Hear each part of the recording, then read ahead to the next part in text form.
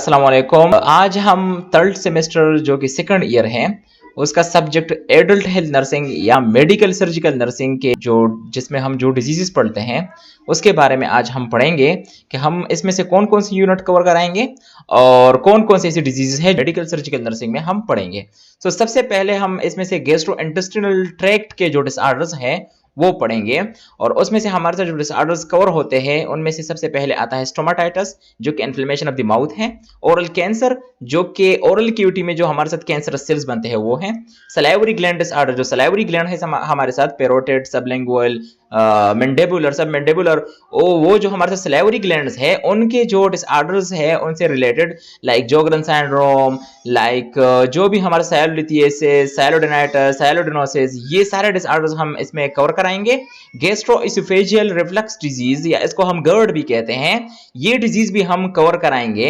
हाइटल hernia जो कि हमारे साथ जो हाइटस एरिया है जिसमें से हमारे साथ एसोफेगस की एंट्री होती है from the thoracic cavity to the abdominal cavity या स्टमक में, सो उनमें जब हमारे साथ कोई हर्निएशन होती है कोई प्रोजेक्शन होती है स्टमक की सो हम उसको कहते हैं हाइटल हर्निया।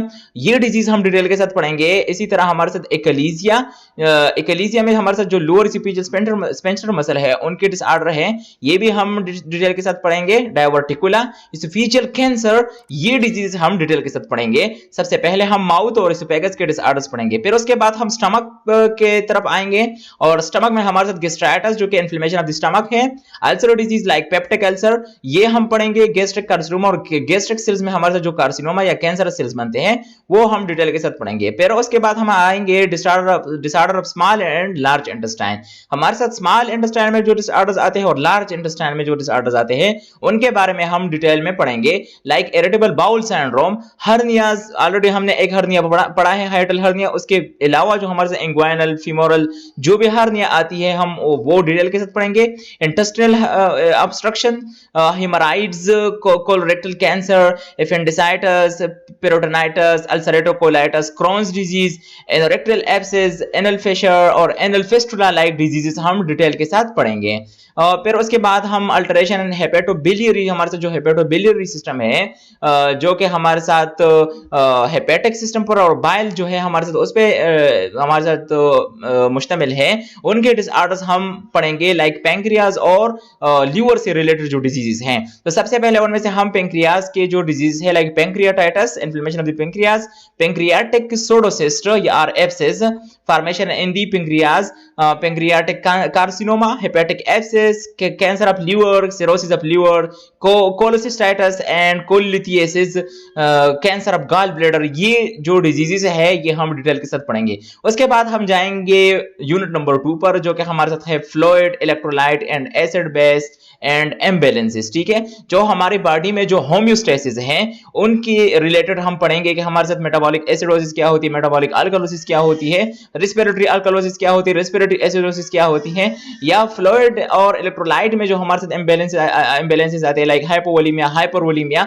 या जो इलेक्ट्रोलाइट हाइपरकलीमिया हो गए, hyponatraemia, हाइपरनेट्रीमिया, sodium related, potassium related, chloride related जो भी हमारे साथ डिसऑर्डर्स हैं ये सारे के सारे हम डिटेल के साथ पढ़ेंगे। और इस यूनिट में हम fluid volume excess, hypervolaemia, hypovolaemia, fluid volume deficit, respiratory acidosis and alkalosis, metabolic acidosis and alkalosis ये सारी चीजें हम डिटेल के साथ पढ़ेंगे। एबीजीज पर हम काफी फोकस करेंगे, जो हमारे आर्टेरियल ब्लड गैसेस हैं वो हम डिटेल के साथ पढ़ेंगे और उससे हम किस तरह मेटाबॉलिक अल्कलोसिस और एसिडोसिस को इन्वेस्टिगेट करते हैं या रेस्पिरेटरी एसिडोसिस और अल्कलोसिस को किस तरह इन्वेस्टिगेट करते हैं ये हम डिटेल के साथ पढ़ेंगे।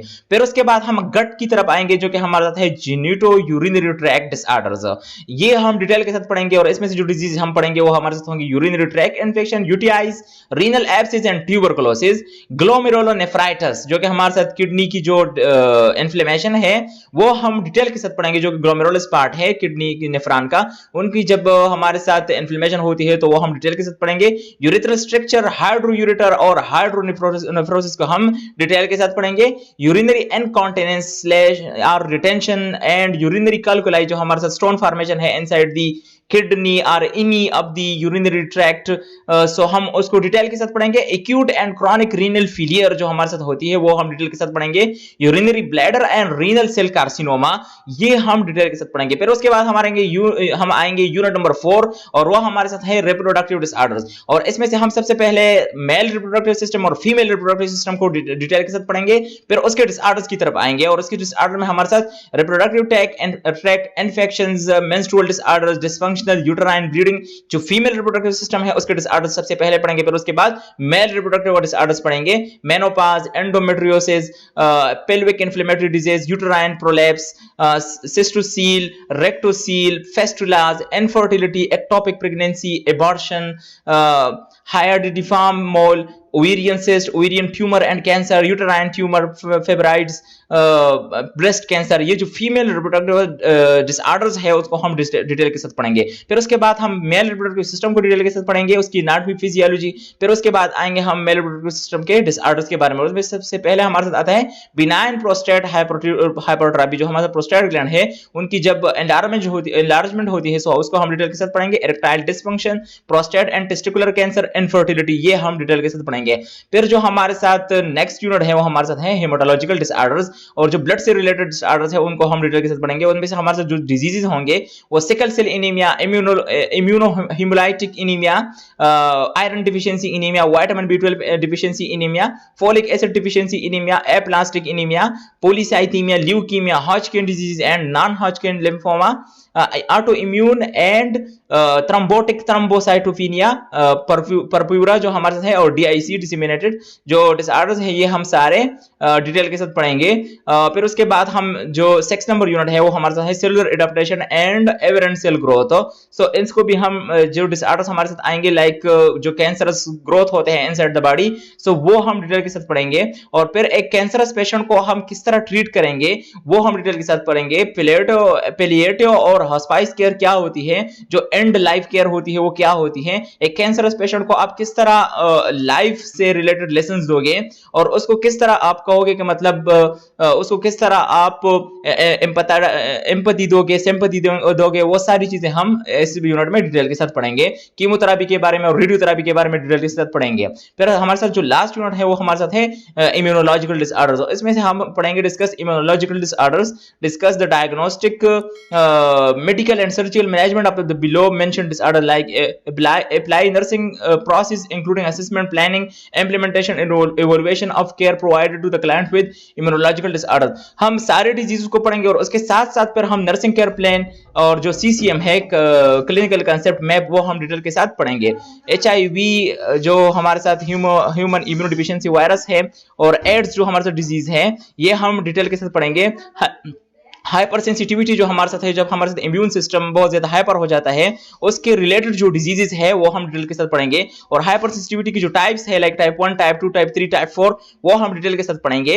और ये सारी चीजों पर हम CCM जो हमारे साथ क्लिनिकल कंसेप्ट मैप है और NCP जो हमारे साथ नर्सिंग केयर प्लान है ये भी हम डिटेल के साथ पढ़ेंगे कि ये हम बनाएंगे किस तरह और फिर इसको हम हॉस्पिटल में एक पेशेंट पे अप्लाई किस तरह करेंगे।